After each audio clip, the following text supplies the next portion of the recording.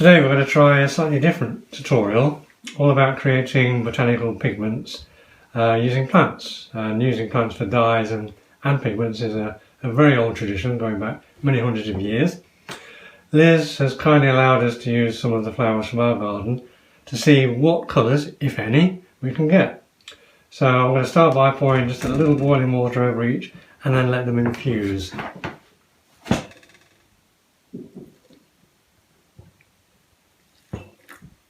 So I'm going to not put too much in, I just want to cover the petals. It's going to be a little bit like infusing tea leaves, I suspect.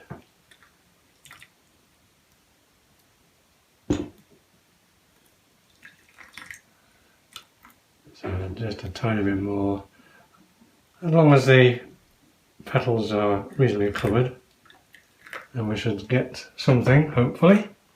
So we're going to leave that for a few minutes, just so any pigment that's in those petals can have time to leach out, and then we'll come back and see what happens.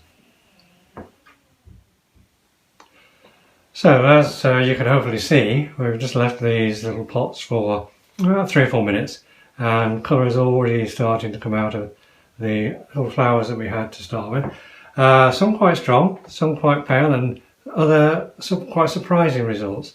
So for example, we've got this one here, which was our purple flower, and I think this was a Thumbelina. But as you can see, we've got quite a vivid indigo, almost electric blue come out of that one. So quite different from the purple.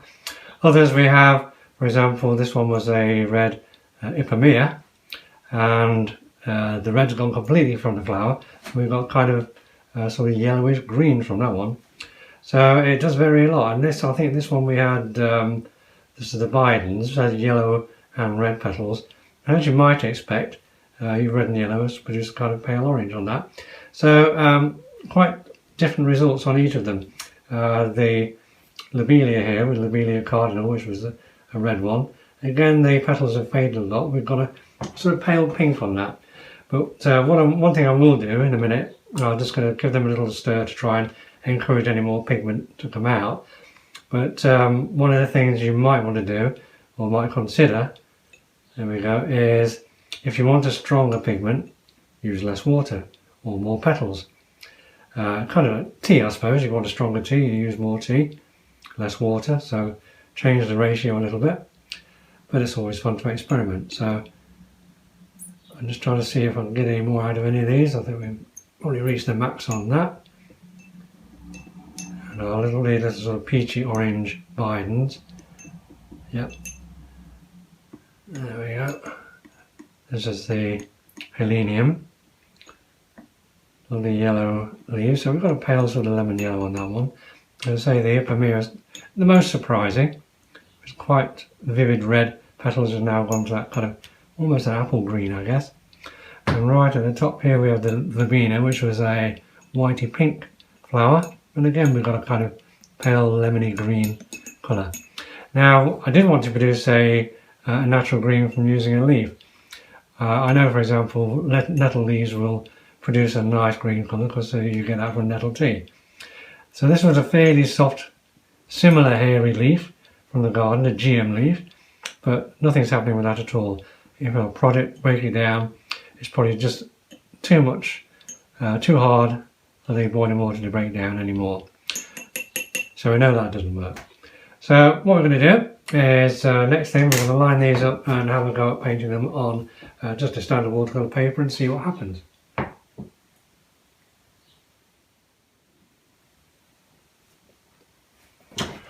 Right, so now we're going to see how some of these colours are going to appear on the paper. There's obviously quite a variety in what we've got in terms of strength, but remember this is just an experiment really to see what colours come out of which flowers. So what I'm going to do is literally go from the top down on each side, put a bit on the white paper and see what happens. So this was our Verbena, kind of a very pale, almost elderflower green, I would guess.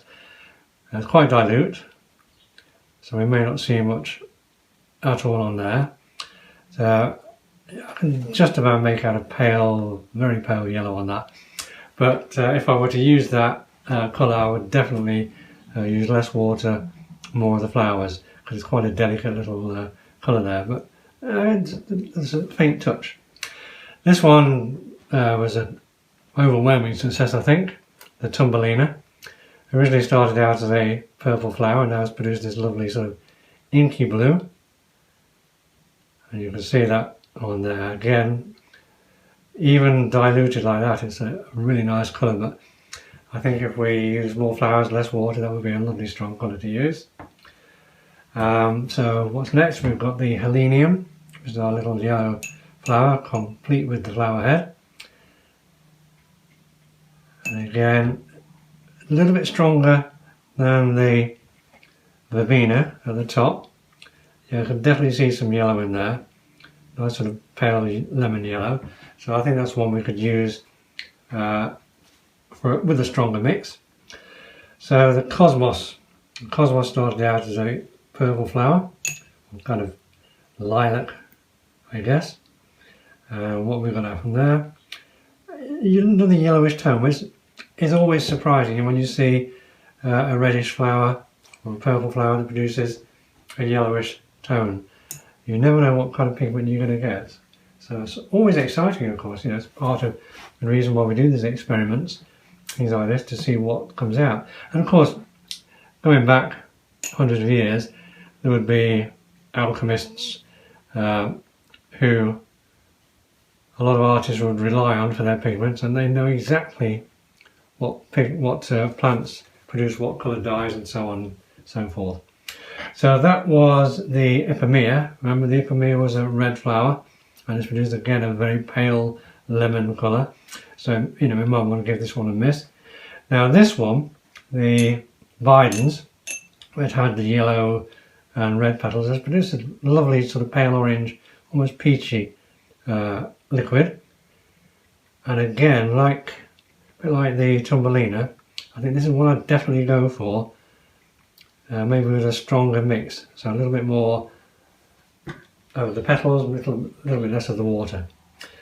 And finally we've got the Lobelia, again started out quite a vivid scarlet, I guess, this one, and it's produced a very pale pink. Barely visible on the paper there, I'll just put a little bit more on, but yeah, you can see it's producing something. So a nice sort of almost magenta pink, I guess, that one. So again, another one I'd favour with a couple more flower heads and a little bit less water.